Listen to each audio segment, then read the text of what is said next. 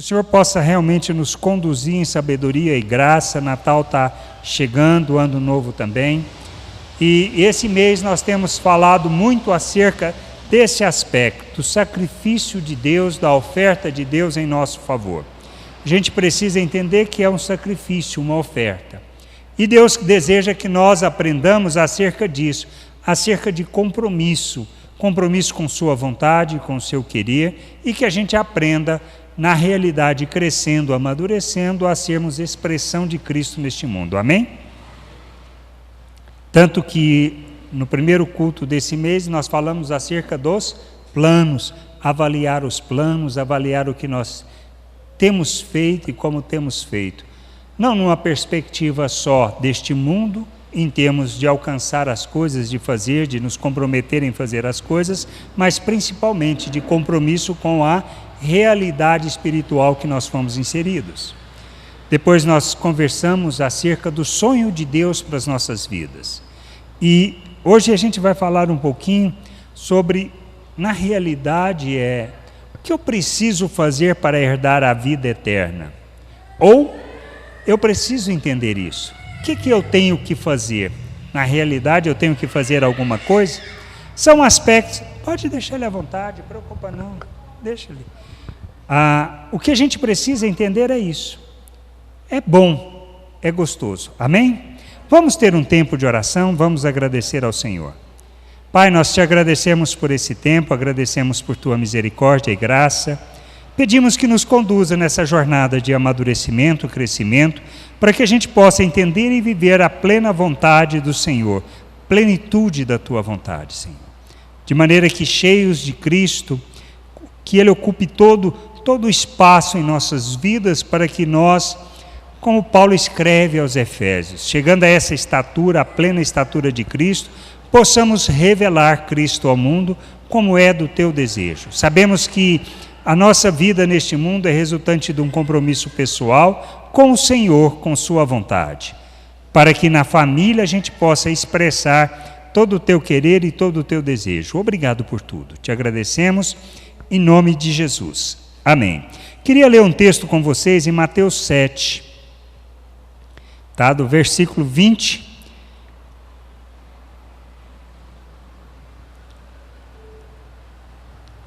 Eu vou começar no 20, antes eu vou falar um pouquinho a partir do 15, vamos ler a partir do 15, que diz assim, Mateus 7, a partir do 15, acautelai-vos dos falsos profetas, que vos apresentam disfarçados em ovelhas, mas por dentro são lobos devoradores. Pelos seus frutos os conhecereis, colhem-se porventura uvas de espinheiros, ou figos dos abrolhos? Assim toda árvore boa produz bons frutos, porém a árvore má produz maus frutos. Não pode a árvore boa produzir frutos maus, nem a árvore má produzir frutos bons. Toda árvore que não produz bom fruto é cortada e lançada ao fogo. Assim, pois, pelos seus frutos os conhecereis. Nem todo o que me diz Senhor, Senhor, entrará no reino dos céus, mas aquele que faz a vontade de meu Pai, que está nos céus. Muitos naquele dia hão de dizer-me, Senhor, Senhor, porventura não temos nós profetizados em teu nome, e em teu nome não expelimos demônios, e em teu nome não fizemos muitos milagres? Então lhes direi explicitamente, nunca vos conheci, apartai-vos de mim, os que praticais a iniquidade. Todo aquele que ouve estas minhas palavras e as pratica, é comparado a um homem prudente que edificou a sua casa sobre a rocha. Caiu a chuva, transbordaram os rios, sopraram os ventos e deram com ímpeto contra aquela casa que não caiu, porque fora edificada sobre a rocha. E todo aquele que ouve estas minhas palavras e não as pratica, será comparado a um homem insensato que edificou a sua casa sobre a areia. E caiu a chuva, transbordaram os rios, sopraram os ventos e deram com ímpeto contra aquela casa. E ela desabou, sendo grande a sua ruína. O que a gente vê aqui, 3 aspectos importantes que a gente precisa observar. o quê? Primeiro, a gente conhece pelos frutos. Quando nós falamos de falsos profetas, a gente deve olhar pelo que ele fala? Não. Pela vida e pela expressão de vida que tem. Ou seja, o que revela que é uma pessoa de Deus, os frutos que revela, a maneira como expressa esse fruto. Como filhos de Deus, o que nós devemos falar quando a gente fala de fruto? Nós estamos falando de vidas que se convertem? Não, nós estamos falando de expressão das virtudes de Deus, a manifestação do fruto do Espírito. Porque quando revelamos o fruto do Espírito, nós estamos proclamando as virtudes de Deus. Quando proclamamos as virtudes de Deus, nós revelamos que nós estamos em Deus, porque fomos tirados das trevas e transportados para o seu reino. Então, o que é fundamental entendermos é esse aspecto. Então, tanto para o processo de aprendizagem, de a quem ouvir e como ouvir, e saber distinguir quem é de Deus e quem não é de Deus, nós precisamos olhar o fruto daquela vida. Depois, tem uma certa situação em fazer boas obras. Fazer obras é suficiente para nos salvar? Essa é a questão que a gente precisa entender. Fazer milagres, expulsar demônios, assegura para nós acesso ao reino de Deus? Sabemos que não. Por quê? Por causa do que Cristo falou. O que ele disse? Nem todo que me diz Senhor, Senhor, entrará no reino dos céus. Muitos naquele dia hão de dizer, Senhor, porventura não temos nós profetizados em teu nome? Não expelimos demônios e em teu nome não fizemos muitos milagres? Então lhes direi explicitamente, nunca vos conheci. Esse é o aspecto. E o outro aspecto que revela é como nós temos construído a nossa casa. Ele disse que eu preciso construir sobre a rocha, porque quando vir a tempestade, ela ficará firme. O que isso quer dizer na prática para nós, para o nosso dia a dia? São condições. Então, a salvação, eu alcanço essa salvação por algum esforço, por algum mérito? Nós sabemos que não. Nós entendemos claramente pelas Escrituras que a salvação é pela graça, por meio da fé em Cristo Jesus, ou seja, reconhecendo a obra que Ele realizou naquela cruz em nosso favor. Mas nós agimos segundo esse critério de fé e esse entendimento de fé? É isso que nós precisamos avaliar, porque muitas vezes, não. O que nós queremos fazer? Queremos fazer alguma coisa para agradar a Deus, e agradando a Deus, Ele nos abençoar. Ele nos conceder naquele dia a salvação. Isso é condição para sermos salvos? Sabemos que não. Porque não tem nada a ver com a salvação. O que nós precisamos entender? Essa é a questão importante. Quarta-feira um irmão veio me procurar e perguntou, como é que eu respondo a questão? A pessoa me perguntou assim, você é santo? Ele não sabia o que responder. E somos santos? Essa é a questão. Somos ou não? Esse é um detalhe. O que as Escrituras falam acerca de nós? Colossenses fala que a obra de Cristo na cruz, a obra da sua carne, a sua oferta, o seu sangue vertido, é suficiente e é único e exclusivo para nos apresentar diante de Deus santos, inculpáveis e irrepreensíveis. Quem nos faz santo? A obra de Cristo. Somos santos diante de Deus? Somos. Por quê? Porque a obra de Cristo fez isso em nosso favor. Ele nos fez o quê? Uma nova criatura. Nós nascemos de novo, nascemos do Espírito, nascemos da vontade de Deus. Então somos santos? Somos santos. Mas você para e pergunta, mas se eu olho no espelho, eu não vejo nada disso. Aí é que nós precisamos entender. Existem duas coisas que a gente, muitas vezes, seguindo o raciocínio e o pensamento natural, nós precisamos e pensamos que nós precisamos fazer as coisas para alcançar a salvação ou alcançar a santificação, correto?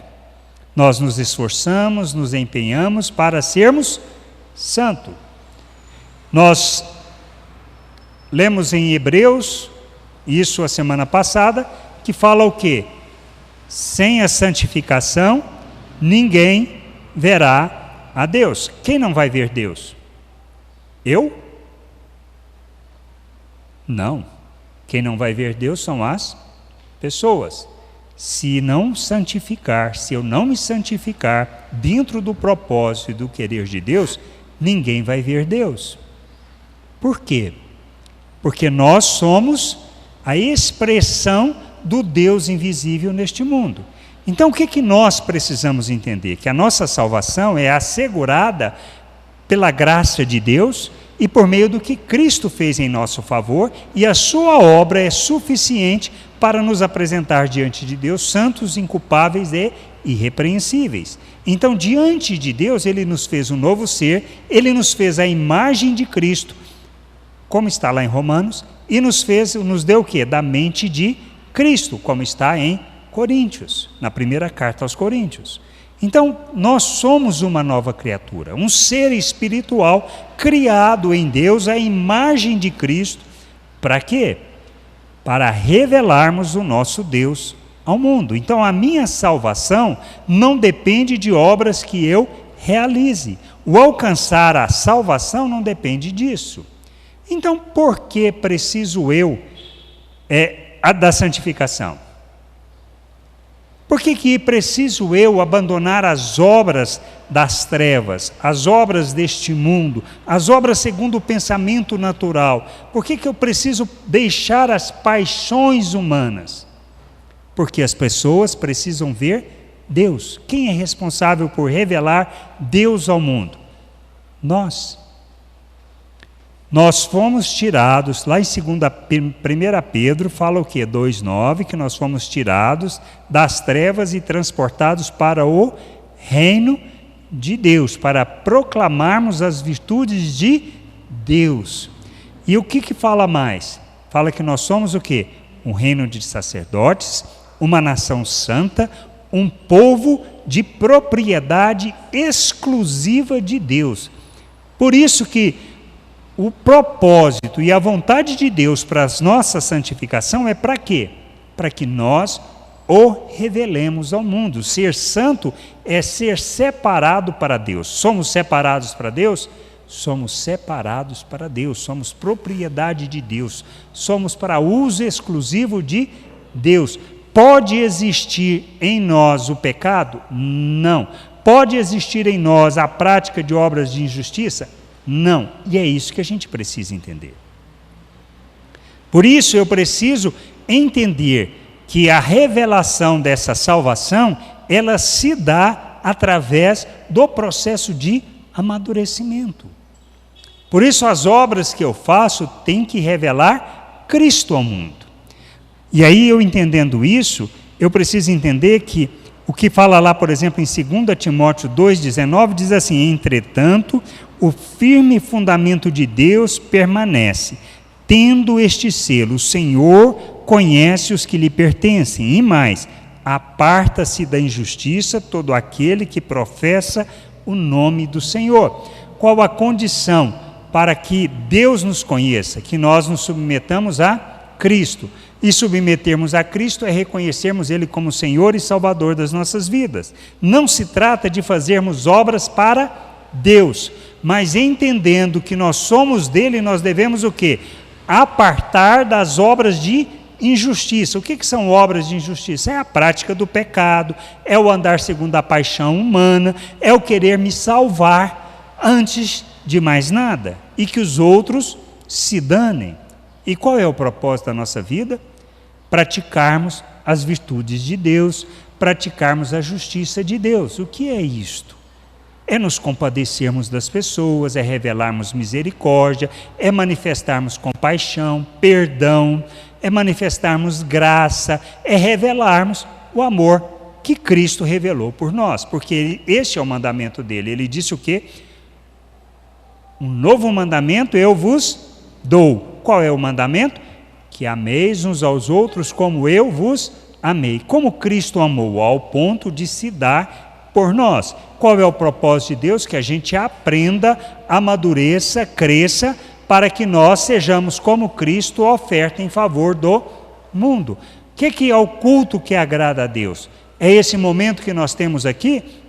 Não, esse é um momento de aprendizagem, de nos alegrarmos, de lembrarmos quem somos, de lembrarmos das promessas, mas o culto verdadeiro a Deus está aquilo que Paulo escreveu aos Romanos 12, capítulo 1 e capítulo 12, versículo 1 e 2, que diz o quê? Se a gente quer conhecer a boa, perfeita e agradável vontade de Deus, a gente deve fazer o quê? Ofertar os nossos membros a Deus. O que é ofertar os nossos membros a Deus?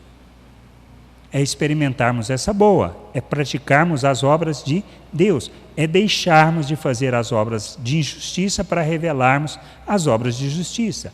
Então Deus nos conhece a partir da motivação com que nós vivemos. Então, qual é o propósito de Deus para a minha vida? Que eu rejeite, e Ele me capacitou para isso, as paixões humanas para viver segundo a sua justiça. E é isso que está em Tiago. Deus conhece os que lhe pertencem. Por quê? Porque rejeitam as obras das trevas.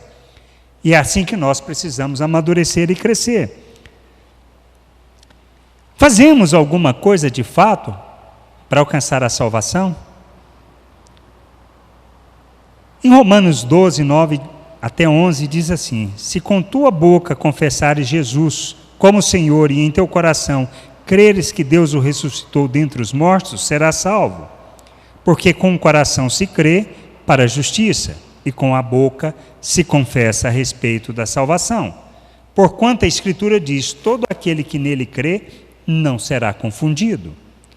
E em 1 João 4,15 diz assim: aquele que confessar que Jesus é o Filho de Deus, Deus permanece nele e ele em Deus. Em Lucas 12,8 diz assim: digo-vos, todo aquele que me confessar diante dos homens, também o Filho do Homem o confessará diante dos anjos. Em João 14,6 diz assim: respondeu-lhe Jesus: eu sou o caminho, a verdade e a vida, ninguém vem ao Pai senão por mim. Jesus veio para revelar o Pai. Como nós confessamos que Ele é o Salvador? Pelo que nós falamos? Sim. Só isso? Não. Por quê? Ele veio para ser Senhor e Salvador. Ele é o Cristo, o enviado de Deus, que vai nos resgatar, e foi a obra que Ele realizou.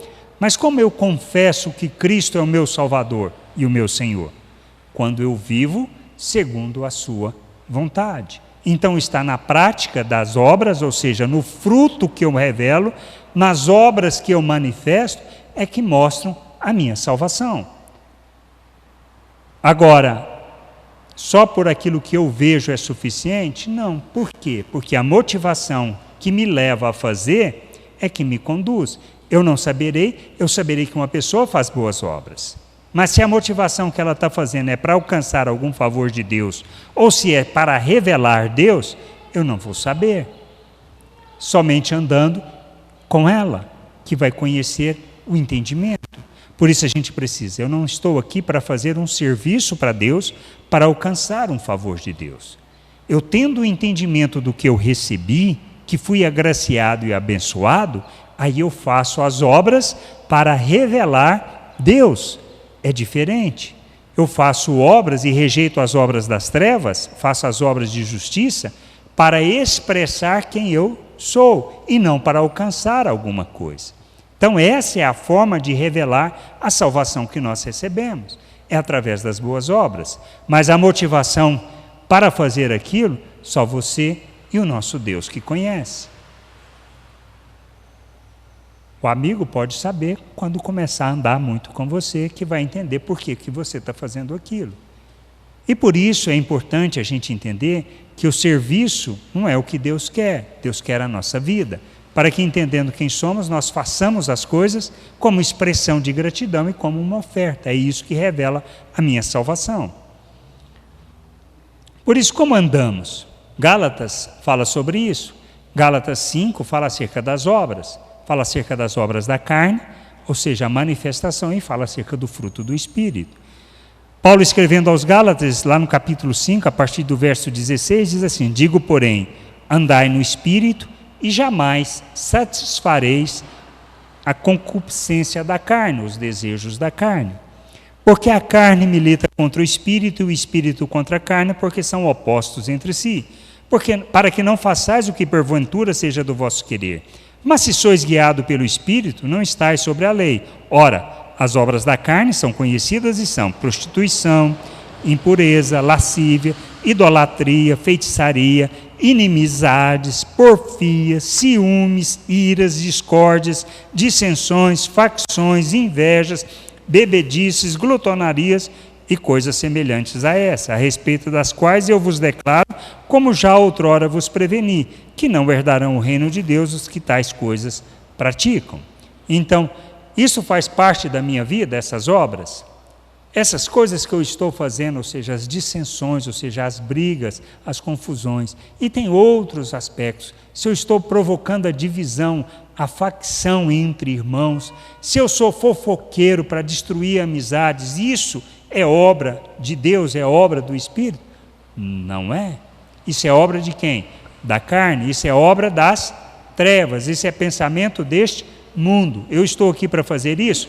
Não. O que é que eu tenho que fazer? Abandonar essas coisas. Mas o fruto do Espírito é amor, alegria, paz, longanimidade, benignidade, bondade, fidelidade, mansidão, domínio próprio. Contra essas coisas não há lei. Ou seja, a expressão disso tudo, ela provém de mim. Se é um fruto do Espírito, eu tenho que entender o quê? Que isso não provém de mim, mas provém da onde? Do Espírito. O que eu preciso é reconhecer que Ele derramou abundantemente isso na minha vida, me capacitando para que eu possa viver conforme essa vontade. Por isso, quem é de Cristo, crucificou o quê? As paixões humanas, como está lá no 24, e os seus desejos. Isso que a gente precisa entender e andar. Em João 3,10 fala a mesma coisa, diz, olha, nisto são manifestos os filhos de Deus e os filhos do diabo. Todo aquele que pratica justiça, todo aquele que não pratica justiça não procede de Deus, nem aquele que não ama o seu irmão. Então, ou seja, se não existe a questão da expressão de prática de justiça, ou seja, de obras de justiça, e se não há em mim o amor de Deus revelado em favor do outro, para o seu crescimento, amadurecimento como oferta na vida dele, eu sou de Deus. Eu posso até ser, mas sou imaturo. O que eu preciso fazer? Amadurecer. Então eu preciso rejeitar as obras das trevas. Ou então eu não sou de Deus. Paulo deixou isso claro aos coríntios. Ele fala em 1 Coríntios 3, no versículo 1 e 2, ele fala acerca disso. Ele fala que, olha, eu não pude falar a vocês como a espirituais, eu tive que falar a vocês como a crianças em Cristo. Por quê? Porque a forma de pensar e o modo de agir de vocês é como de um homem natural. Ou seja, o que eles estavam fazendo? Provocando facção, divisão na igreja, eles estavam buscando o próprio interesse, uns comiam e outros passavam fome. Então tudo isso é de Deus? Isso não é do reino de Deus, não é da vontade de Deus e nem do querer de Deus para as nossas vidas. Se eu entendo que a salvação é pela graça, o que eu tenho que fazer? Iniciar minha jornada de amadurecimento. Para quê? Para santificar o meu proceder e revelar a salvação e manifestar Deus ao mundo. Isso precisa estar claro para nós. Deus não nos chama para outra coisa. Mas o que mais a gente tem que fazer? Timóteo, escrevendo no capítulo 2, a partir do verso 22, ele diz assim, olha, foge outrossim das paixões da mocidade, segue a justiça, a fé, o amor e a paz, com que de coração puro invocam o Senhor. E repele as questões insensatas e absurdas, pois sabes que só engendram contendas. Ora, é necessário que o servo do Senhor não vive a contender, e sim deve ser brando para com todos, apto para instruir, paciente, disciplinado, com mansidão, os que se opõem na expectativa de que Deus lhes conceda não só o arrependimento para conhecerem plenamente a verdade, mas também um retorno à sensatez, livrando-se eles dos laços do diabo. tendo sido feitos cativos por ele para cumprirem a sua vontade. Quando ele fala que a gente deve evitar, tá? Ele usa aqui, olha, questões insensatas e absurdas, pois sabes que só engendram contendas. Do que ele está falando? O que isso tem a ver com o nosso dia a dia, com a nossa vida, com a maneira de pensar? Quando nós queremos que a nossa vontade, o nosso pensamento prevaleça. É a questão que a gente vê de discussões e de brigas, e brigas dentro daquilo que nós chamamos família de Deus, tá? Onde as pessoas começam a achar que a questão política, meu partido é esse, ou meu partido é aquele, meu candidato é esse, meu candidato é aquele, e simplesmente polarizam. Como se isso fosse uma verdade eterna e se fosse uma condição de vida de igreja. Não aceitam conviver com quem pensa diferente. E se entram nas discussões escatológicas acerca do final do tempo, se a opinião diversa, nem conversam. O que é isso? São questões que vai fazer diferença nas nossas vidas? Nenhuma. Se você é do Bolsonaro ou se você é Lula, faz diferença para nós? Nenhuma. O que nós temos que viver? O reino de Deus. Se eu sou de esquerda ou de direita, faz diferença? Nenhuma. Eu tenho que entender que eu estou aqui para aceitar as diferenças, ou seja, o que cada um pensa. Mas o que nós estamos aqui para fazer é para fazer o quê? Revelar Cristo ao mundo, manifestar as virtudes de Deus. E isso implica o quê? Paciência com o outro, que não entende. Qualquer um pode pensar isso. Se eu sou petista, eu vou achar que o cara da direita, que é o de Bolsonaro, ele somente não está entendendo as coisas. Mas se eu sou Bolsonaro, eu vou olhar para o outro e falar assim, ele também não está entendendo. A questão é, eu vou ter que ter paciência com ele para revelar Deus. Não importa de que lado eu estou na minha forma de pensar. Nós não estamos aqui para defender X ou Y. Nós estamos aqui para revelarmos o reino de Deus e manifestarmos as virtudes de Deus. E a mesma coisa é na questão quando a gente trata de assuntos espirituais que ninguém chegou a uma conclusão, como nas questões escatológicas. Se alguém falar que é dono da verdade e conhece, está enrolando e nos enganando, porque nenhum estudioso afirma com convicção acerca do seu posicionamento. Ele dá uma direção. Ele está certo? Pode estar. Está errado? Pode estar. E se a gente entra em discussões de calvinismo, de arminianismo, e tudo isso, o que vai acontecer? São simplesmente posições diferentes. Eu tenho que aprender o quê? A respeitar o outro. E se o outro acha que eu devo guardar dias? O que eu vou fazer? Eu vou brigar com ele? Não, eu vou falar, meu irmão, pode guardar, não tem problema nenhum. E se acha que eu não posso comer carne? Né, Marília? Devo eu brigar com a Marília por causa disso? Não. E ela deve brigar comigo pelo fato de eu comer carne, embora também eu estou virando vegano, porque no preço que a carne está, não dá para comer carne. Então, assim, pode ser por uma imposição, mas na hora que o preço baixar, nós vamos comer carne de novo.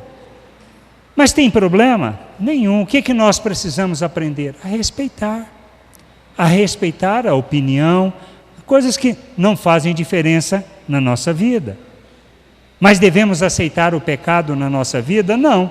Quando eu estou sendo faccioso, isso é pecado, isso eu não posso aceitar. Quando eu estou sendo mentiroso, isso é pecado. Hipócrita, religioso simplesmente, isso não tem nada a ver com a vontade de Deus. O que Ele quer? Nosso amadurecimento. E a gente precisa entender que para revelarmos o reino de Deus no mundo, nós temos que santificar, temos que adotar nas nossas vidas as atitudes de Cristo. O que é? Tendo o entendimento da obra que Cristo realizou, que somos filhos, que somos uma nova criatura, que somos um ser espiritual e que Ele nos fez a imagem de Cristo, tendo esse entendimento como fundamento da nossa vida, o que a gente tem que fazer? Rejeitar as obras das trevas, ou seja, tudo aquilo que não tem nada a ver com o reino de Deus, nem com Deus, nem com sua vontade, e que Cristo não fez, nós precisamos rejeitar tudo isso e praticarmos as obras de justiça que revelam Cristo. Mas eu vou fazer tudo perfeito, corretinho, a partir do entendimento? Não, não vou. Por quê? Porque é uma jornada. E aí Pedro escreve sobre isso na segunda carta de Pedro, nós temos isso. Ele fala no capítulo 1, no verso 3 e 4, ele fala o quê? Que Deus nos capacitou, que Deus nos deu tudo, que nós somos coparticipantes da natureza divina e que Ele nos habilitou para rejeitar as paixões humanas. Beleza? Eu entendi isso. E agora? Aí ele fala, olha, você tendo esse entendimento de que Deus fez isso, o que nós temos que fazer? Nós precisamos ser diligentes, ou seja, eu preciso estar pronto para fazer, ser urgente em fazer, começar a fazer. O que é? Juntar esse entendimento com a minha fé e a prática das virtudes. Bom, se eu sei que eu creio nisso, porque Deus falou, porque a fé eu crer na palavra de Deus, então eu creio nisso. Ele fala que eu sou santo, que eu sou um novo ser, que eu sou seu filho, que eu tenho da sua natureza, que eu faço parte da sua vida, que eu estou na sua presença. O que eu tenho que fazer? Eu tenho que rejeitar as obras das trevas e praticar as obras de justiça. Ótimo, beleza. Consigo? Não. Vou conseguir fazer tudo? Não. Mas o que eu tenho que fazer? Perseverar na prática da justiça, porque essa é a próxima coisa que eles falam. Olha, junta tudo isso com a perseverança. Por quê? Porque se eu perseverar, eu vou tropeçar uma vez, 2 vezes, 3 vezes, 4 vezes, mas eu sei quem eu sou, porque eu creio, e sabendo quem eu sou, eu vou continuar insistindo em fazer aquilo que seja a vontade de Deus. Vou buscar o conhecimento que está em Deus. Aonde? Na palavra de Deus. Conhecendo a palavra de Deus, vendo as promessas, entendendo, eu vou amadurecer, vou ser alimentado, ou seja, a minha fé vai ser aumentada, vindo de Deus pelo conhecimento, para que isso retorne para Deus. De que maneira? Nas obras que eu faço. E aí eu vou crescendo, amadurecendo. A minha jornada, ela tem que traduzir um crescimento, que é o quê? O santificar, que é o deixar de fazer coisas deste mundo para fazer as coisas que revelam Deus neste mundo, porque nós estamos aqui para revelarmos o reino de Deus. Não é a oração do Pai Nosso? Venha o teu reino, seja feita a tua vontade, assim na terra como ela é feita nos céus. Quem vai fazer a vontade de Deus na terra? Nós, a família de Deus, a nação santa, o povo de propriedade de Deus. Então, se eu sou de Deus, eu tenho que fazer a vontade de Deus. Mas isso eu tenho que ser diligente neste processo, na santificação, que é rejeitar as obras das trevas. Só assim eu vou revelar a salvação recebida de Deus. É um processo. É um processo que leva quanto tempo? 1 ano? Não sei. 2 anos? Não sei. 10 anos? Não sei. Mas é uma jornada que a gente não pode desistir. Por isso precisamos perseverar, porque à medida que a gente vai perseverando, a gente vai crescendo, é o que fala lá, nós vamos entendendo a fraternidade, ou seja, que as pessoas são meus irmãos, não só os com quem eu convivo dentro da minha igreja, mas as pessoas são meus irmãos. Eles podem não saber que são meus irmãos, mas eu preciso saber que eles são meus irmãos. Porque à medida que eu entendo que ele é meu irmão, eu vou agir em favor dele para que ele conheça a Deus. Para que ele conheça a Deus, o que eu preciso fazer? Santificar o meu proceder, a minha maneira de agir. Paulo Júnior fala uma coisa muito interessante, alguns anos atrás, não sei se ele continua falando, mas ele falou assim, olha, a gente precisa ter uma coisa muito clara. Pai, sabemos que nós temos, porque o nosso Pai é Deus. Abundância, nós não precisamos discutir, porque sabemos que no mundo tem. O que nos falta? A consciência de irmão. Eu preciso entender que eu sou irmão dos outros. Não que eles são meu irmão. Eu preciso ser irmão deles, para que eles conheçam o Pai e assim, tendo abundância, consigam praticar a justiça de Deus, que é manifestar a equidade. Aonde existe muita abundância, eu reparto com quem não tem. Eu preciso, para que principalmente eu entendo uma coisa: a ganância não faça parte da minha vida. Porque quando olhamos as estatísticas neste mundo, 95% ou mais da riqueza deste mundo está na mão de 5% da população. Isso quer dizer que falta coisa? Não, existe abundância. O que está faltando é a consciência de irmão. E nós precisamos crescer na consciência de irmãos. E só crescemos quando nós revelamos a salvação que nós recebemos de Deus. Quando nós agimos no sentido de amadurecermos e de chegarmos à plena estatura de Cristo para revelarmos Cristo ao mundo. Porque assim seremos como Ele, o imitaremos e entenderemos que todos são nossos irmãos e que nós precisamos revelar Deus a essas pessoas, assim como Ele fez. A gente precisa crescer nisso e amadurecer. Para entender o significado do seu nascimento, para entender o Natal e entender qual é o propósito das nossas vidas, não só hoje, mas todos os dias de nossas vidas. Para que Deus possa ser glorificado por meio das obras que nós realizamos. Amém? Então reflitam sobre isso, pensem sobre isso e busquem o amadurecimento. Que o Senhor possa conduzir vocês e a nós, juntos como família, nesse crescimento, nesse amadurecimento. Amém? Vamos ter uma palavra de oração. Senhor, nós agradecemos por tudo. Agradecemos pela Tua misericórdia, Tua graça, pelos momentos difíceis, pelas lutas, pelos problemas que passamos. Nós agradecemos, Senhor, por toda a Tua bondade, misericórdia e graça. Conduza-nos em sabedoria. Conduza-nos, Senhor, no entendimento da Tua vontade e no nosso amadurecimento, para que a gente glorifique o Teu nome por meio das obras que o Senhor designou, que o Senhor preparou para que nós andássemos nelas. Obrigado por tudo. Obrigado por esse dia, por esse tempo em família, e que a gente possa crescer, amadurecer e revelar o Senhor ao mundo, para que o Senhor seja glorificado. Nós oramos em nome de nosso Senhor Jesus Cristo. Amém.